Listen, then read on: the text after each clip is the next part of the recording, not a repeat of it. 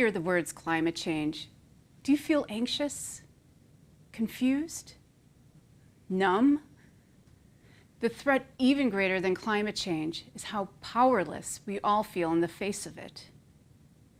But what if I tell you, you as an individual can make a difference every day, and it's as easy as going outside and connecting with the trees in your neighborhood? My name is Daniella Pereira, and I work for a conservation organization in Chicago called Openlands. Here, I work alongside communities to influence their understanding of the natural environment and support their vision for nature where they live. In these next few minutes, I'm going to give you some nudges to find discreet and easy ways to be grateful, to be curious, and to find pride while protecting the trees where you live. My first nudge to you is find pleasure in being outside. The most basic part of all of this is that we, as humans, are part of nature.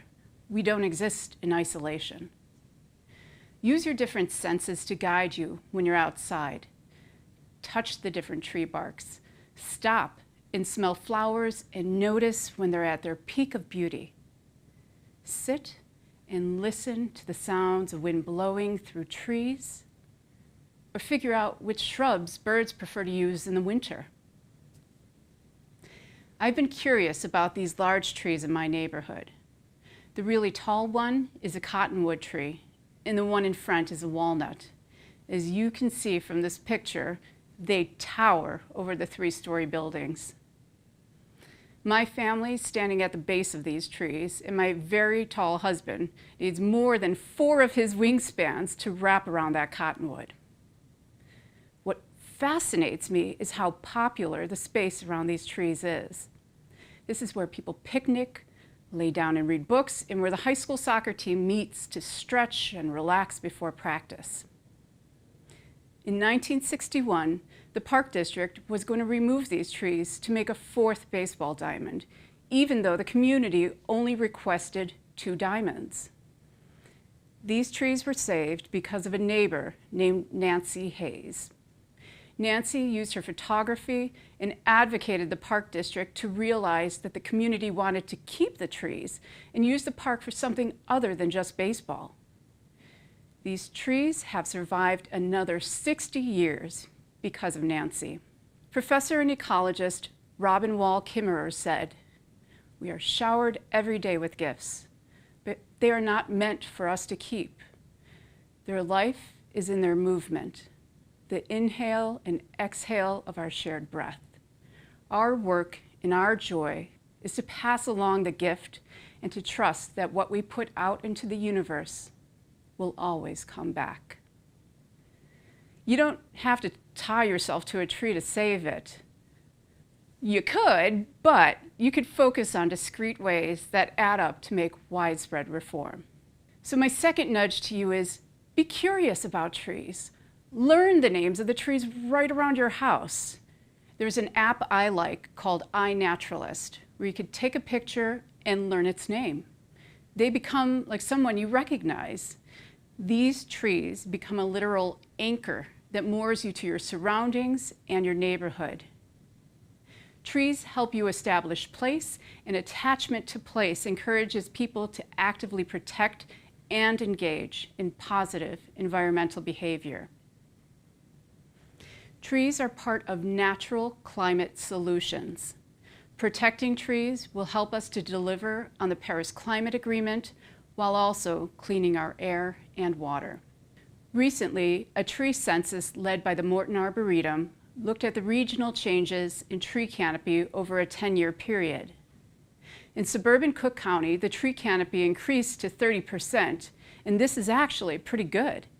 This means that the shade under the canopy of a tree is 10 degrees cooler and reduces urban heat islands, which then reduce the need to use air conditioning, which then helps drive down electricity costs and pollutants that create that energy.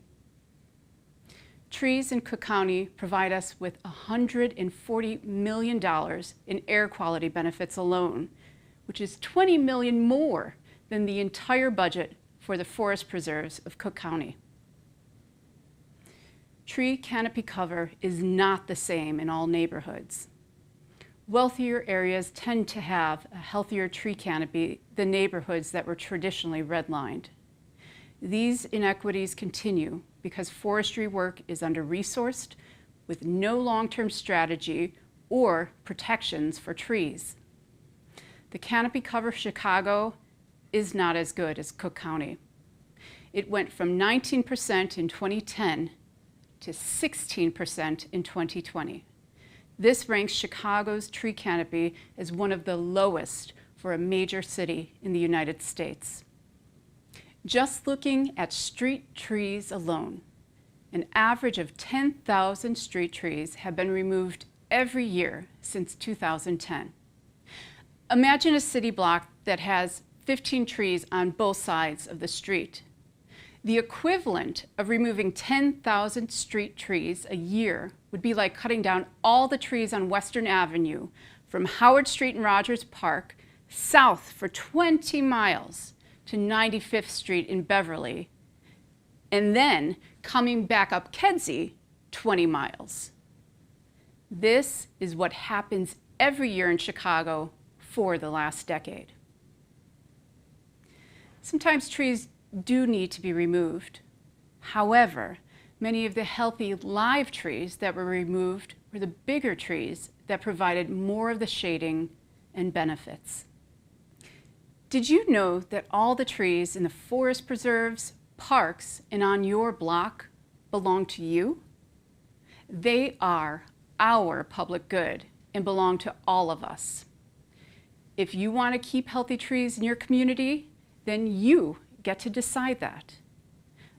Awareness alone is not enough to save trees. There needs to be behavior efforts. And each of us has power. Voting has power too, but the difference is that we decide to take our power and give it to someone else. Trees are a tool to remind us that we have civic power, and advocating with your neighbors, your block club, or a group strengthens that muscle. At Openlands, we have a 30-year-old program called Tree Keepers to train residents on how to be the eyes and ears of our neighborhood trees. Tree planting is a tool that we use to encourage residents to learn more about trees and advocate for them. But over time, I've learned something else. The simple act of caring for trees helps create strong communities. In 2015, a resident in Logan Square saw all the bare parkways around where she lived. She decided to find other neighbors who wanted trees and worked with Openlands to plant them. On planting day, neighbors have to work the entire morning planting not only their tree, but their neighbors' trees too. 2 women came up to me and told me they had lived one house apart from each other for over the last 10 years, and it was the first time they were meeting each other. So my third nudge to you is stay proud about your neighborhood and get to know your neighbors. This was a powerful testament to the connection that planting and caring for trees can have to not just improve environmental quality, but to find opportunities to get to know or reconnect with your neighbors. These social interactions improve a community's quality of life, your attachment to it, and its safety. When people are actively caring for and beautifying their block, there are more eyes and ears outside daily. Greening a neighborhood means enriching it far beyond the added shade. For many, the trees outside our windows give us solace in this time of pandemic. These trees in your neighborhood offer us our daily connection to nature and are effective tools to make our neighborhoods more comfortable, more beautiful, and healthier. Our everyday lives are shaped by processes that predate us, and our habits will in turn have consequences that will outlast us for generations. I'm going to end with a paraphrasing of Professor Kimmerer. But what I do have is the capacity to change how I live on a daily basis and how I think about the world. I just have to have faith that when we change how we think, we suddenly change how we act and how those around us act. And that's how the world changes. It's by changing hearts and changing minds, and it's contagious. We all have a tree story. What's yours?